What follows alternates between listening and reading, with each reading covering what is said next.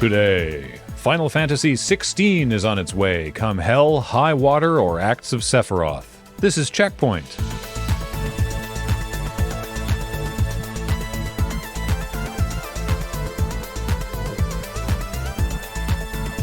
Welcome to CheckPoint, where it's time to duel. Okay. Oh, no, I meant like with cards.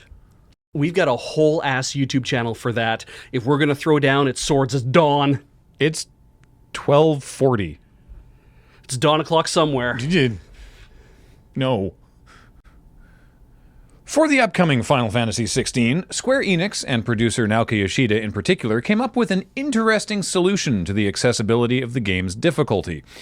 Yoshida gets all Dark Souls about it, saying that he loves action games, has pride as a gamer, and therefore doesn't like to play games on easy mode, but he also makes it clear that, quote, the idea of making the game as accessible as it is starts off with me being 50. But he doesn't want to hurt a prideful gamer's feelings by even daring to present them with an option called easy. Instead, there are two modes, a story-driven mode and an action-focused mode, and within those are a series of in-game accessories that change how the game's main character, who I delight in reminding you is named Clive, performs in combat. Clive is exactly the sort of protagonist name to come out of a development house named Creative Business Unit 3. But I digress. One ring slows time before Clive gets hit. Another makes Clive dodge automatically. One ring makes your dog companion operate autonomously, and another makes the game's combo system usable with only one button. Oh, but you can only use two of them at a time, because if you had all 5 of these available rings, then according to Yoshida, the player basically wouldn't have to do anything anymore. On the one hand, this is a super interesting take on adjusting difficulty in a personal and granular way. On the other hand, gamers will literally create an entire system of adjustable accessories instead of going to easy mode. Final Fantasy XVI and all of its various rings of power release this coming June, and Yoshida says it will not be delayed unless, and this is a direct translated quote, unless a meteor falls on Japan. Why would you say that? You could have simply not said that. Hey, kids! Do you want to put some shit on a dog? Do you have a cat that magically tolerates a collar? Do you want to try to make friends in a new town, live with your coffee uncle, and train your guts by sitting on a sofa outside of a furniture store? Then you are the middle of the Venn diagram that screams, I am a phantom thief, and so's my dog. Personify is selling a series of Persona 5 Royal ID tags, leashes, and collars to keep your little Morgana or Ryuji safe at hand while you're committing morally virtuous crimes to punish high school volleyball coaches who think they're kings. Also, I know what you're thinking, and let me save you some time. The large dog collars fit 16 to 26-inch necks, so start reconsidering who in your life qualifies as a pet. There was a time when I really wanted a Beyond Good and Evil 2. Like, really badly wanted more of that game. Probably from 2003, when it was released, 20 years ago, until like 2008, 2009, when it became clear that a sequel wasn't going to happen. Oh, but then it was going to happen. But then there was silence. And then it was going to happen again. Michel Ancel even did a whole video playing an early build of the game, talking about the absolutely baffling level of scope he wanted to see in it. And then they went silent again. And then the public found out Ubisoft just absolutely honks as a company to work for, and a year or so later, Ancel himself doesn't even work there anymore. But worry not, because the team at Ubisoft Montpellier are still hard at work on Beyond Good and Evil 2, with studio head Guillaume Carmona steering the ship. Hey, brief geography lesson. Montpellier is in France, and that was the geography lesson. But now, here's a related lesson in labor law. Since 1892, France has had this government body called Inspection du Travail, or labor inspectors, who make sure that companies aren't being awful to their employees. And when employee after employee had to take sick leave for stress or burnout, many not ever returning to Ubisoft Montpellier, the labor inspectors figured, hey, maybe we should investigate that. So that's what they're doing.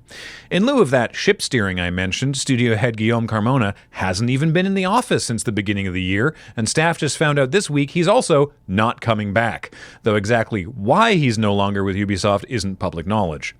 The involvement of the labor inspectors is also only known thanks to anonymous sources from within the studio, whereas Ubisoft's official statement to Kotaku says, quote, Given the length of the development cycle with Beyond Good and Evil 2, the Montpellier development team is undergoing a well-being assessments through a third party for preventative measures and to evaluate where additional support may be needed.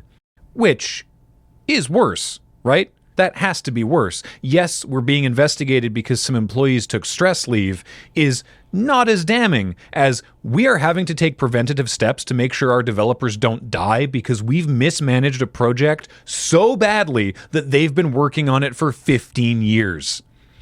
I just wanted to take pictures of space whales. Hey everyone, I'm old, like Commodore 64 old, which means I remember when games came on floppy disks and you could order them out of magazines. And not only games, but fan-made, unauthorized, reverse-engineered expansions for games, like Origin Software's Ultima 3. A recent post on Mastodon from user A2 Canada briefly detailed a bit of these fan-made works, sharing some screenshots of new adventure scenarios on the Apple II, like Islands of Death and Tegran, Origin of the Sword Lords, both by developer Wizards Caves, who sold these out of a P.O. box in Tucson, Arizona. Now, is this news? Well, like I mentioned, I'm old and of this era, and yet I had no idea that A, fan mods had been a thing for so long, and B, that old adage about everything ending up online doesn't cover everything. A lot of these things didn't even sell in great numbers, which is why A2 Canada has asked people for more info about these scenarios. If you know something, you can share it with them at A2_Canada at mastodon.social. So consider this a public service announcement. If you happen to have old computers and software, especially weird stuff that none of your friends have ever heard of, why not check in with local computer preservation groups and see if they want a copy? Libraries and museums are pretty cool, and eventually I'm going to end up spending all of my time in one of them. Like, as an exhibit? I was kind of also hoping for an animatronic replica, like in the Hall of Presidents. Greetings, attendees. It's Sonic's 30th anniversary. Oh, so lifelike. Thank you.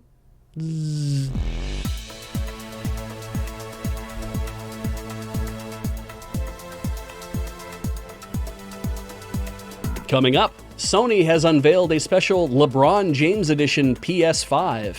What an honor it must be to have a video game console named after you, especially one that's as tall as you are. Michel Ancel even did a whole video game playing an... Video game? Yeah, of course he did. More than one. So more funny stuff from this interview with Yoshida for Final Fantasy 16. Just keeps going. Oh, there was so much. So, I mean, not just... He wasn't the only one being interviewed. Another person that was being interviewed was the action director for Final Fantasy 16, who worked on, I mean, among other things, Devil May Cry, like DMC 5, I think, or a couple games in the Devil May Cry One series. of the Dantes, yeah. Yeah.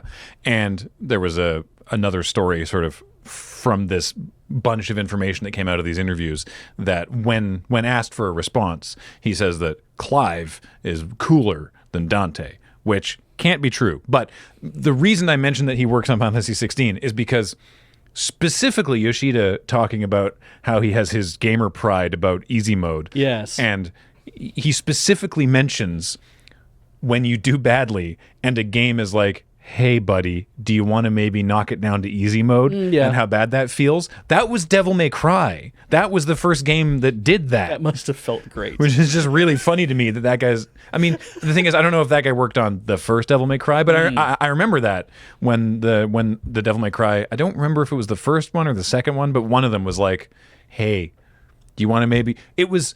It didn't even...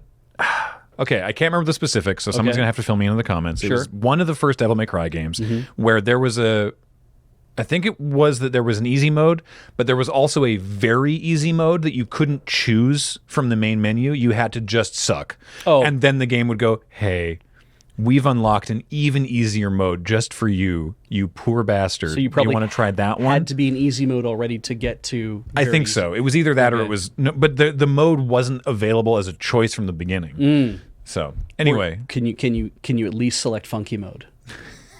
where Funky Kong just shows up and is like, "Yeah, I'm gonna take you through the level." that would have been very Pretty cool. dope. It's weird. It's we were reading. Heather was showing me Laura Buzz was doing a whole tweet thread about these things. There's 5 different ring accessories. All right. But you can only use 2 of them at a time. And as I mentioned in the story, Yoshida's like, well, if we gave you all 5, you just wouldn't have to do anything. And it's like, okay, but like, and like, who cares? Yeah. Right? Like, so that what if I don't want to do anything? Yeah. Right? Like, what if I just want to go to GameStop and buy them and be done with it? yeah. What if I just want to give you the money and then piss off? Yeah. I don't know. I just think it's really funny that it's like, I appreciate at least that he's like, I have my gamer pride and hate playing on easy mode, but also I'm 50. Yeah. So I appreciate that. But Yeah. Death comes for all, Yoshida-chan. which, by the way, because in the Commodore story, right? You're like, I'm old, Commodore 64 old. Yeah. To the viewer at home, you're indicating the graphic, right? But you're sitting here and you're like, I'm old, Commodore 64 old, and Yeah. I'm sitting here like, I'm pointing right at Graham. I'm like, hey, Hey, everyone, that's Graham. hi, He's also Commodore 64 old. I am. Yes. That's Beach. Beach's real name is Brendan. We do CheckPoint. Hope you like it. I'm actually older than Graham. So, yeah, I was 5 years old when we got our Commodore 64. I got one. I can't remember who. From my uncle. That's who it was. Who was one of the, being an uncle, a lot of Civil War games. Ah, yes, right. A lot of Civil War games and battleship games and, train simulators and stuff for the Commodore 64. Technically, my first computer was a Tandy Coco, a Coco 3, color computer. That's what Coco stood for. Cute. But it didn't have a color monitor, so it was like playing Rampage in black and green. Yeah, well. But then the Commodore actually had a lot of stuff, and I had like a dot matrix printer with like the punchy things that you rip off the Yes. sides. Yeah, and tractor fed. Yep. Printing book reports for school because I was like, can I use a computer for this? And They're like, you have a computer? Yeah, they were like, what? And learning how to save the files and stuff to make sure that the documents wouldn't get erased. It says, that was tricky. I'm just impressed that you had a Commodore 64. Like, you were finding it a fun, cool thing to use. Yeah. Probably 4 years after I would have gotten mine at like 5 years old. Yeah. You would have got yours at about 5 years old as well. I was playing around with like programming in BASIC. Rad. Yeah, I could definitely do 20 go to 10. Like nobody's business. Yeah. I could change the color of the screen. Sort of where it ended. The book was like this thick. Inscrutable. Yeah. Like most of the stories I do on CheckPoint. I don't know. I understood the pets one. Yeah. I was like, yeah, look, they made dog collars. Yeah. Yeah. Don't worry. Humans can wear them. Mm-hmm. Congratulations, everybody. Half of those collars are going to be worn by not animals. I look forward to seeing them at anime cons. I don't go to anime cons these days. I don't know why I even said that. They'll probably, I don't know, PAX probably. Yeah, at PAX. I'll probably see them at See a them PAX. at PAX. Yeah. Enjoy.